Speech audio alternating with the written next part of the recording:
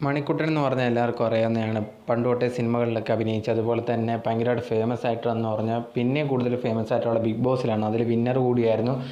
അതിനുശേഷം മണിക്കുട്ടനെക്കുറിച്ച് വലിയ ന്യൂസോ കാര്യങ്ങളോ ഒന്നും വന്നിട്ടില്ല. അങ്ങനെ ഇരിക്കുന്ന സമയത്താണ് ഈ ഇടയ്ക്ക് വന്നൊരു ന്യൂസ് എന്ന് പറയുന്നത് മണിക്കുട്ടൻ വിവാഹിതനാവാൻ പോകുന്നു എന്ന് പറഞ്ഞൊരു ന്യൂസ് ഭയങ്കരമായിട്ട് പരക്കുന്നുണ്ടായിരുന്നു. ഇത് സത്യമാണോ എന്നുള്ളൊരു കാര്യം അന്വേഷിച്ച സമയത്താണ് ഇത് സത്യമല്ല എന്നുള്ളൊരു കാര്യം മനസ്സിലാവുന്നത്. മണിക്കുട്ടൻ കല്യാണം കഴിക്കാൻ പോകുന്നത് ഒന്നും തന്നെ ഇല്ല.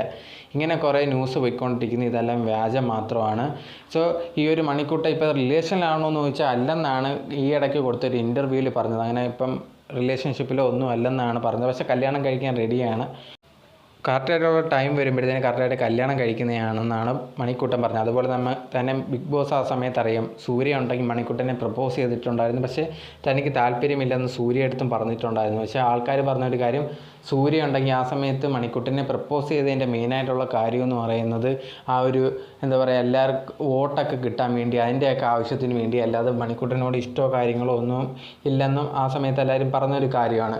സോ ഈ ഒരു വീഡിയോ ചെയ്യുന്നതിൻ്റെ മെയിനായിട്ടുള്ള ഒരു കാര്യം, കുറേയധികം ന്യൂസ് ഇങ്ങനെ വ്യാജമായിട്ട് പരക്കുന്നുണ്ടായിരുന്നു. ഇങ്ങനെ മണിക്കുട്ടൻ കല്യാണം കഴിക്കാൻ പോകുന്നു എന്നുള്ളൊരു കാര്യം. സോ എന്തായാലും മണിക്കുട്ടൻ കല്യാണം കഴിക്കാൻ പോകുന്നതൊന്നുമില്ല. അതുപോലെ തന്നെ കല്യാണം കഴിഞ്ഞു എന്ന് പറഞ്ഞ് ന്യൂസ് വന്നു. അങ്ങനെ കല്യാണം കഴിഞ്ഞതോ ഒന്നും തന്നെ ഇല്ല.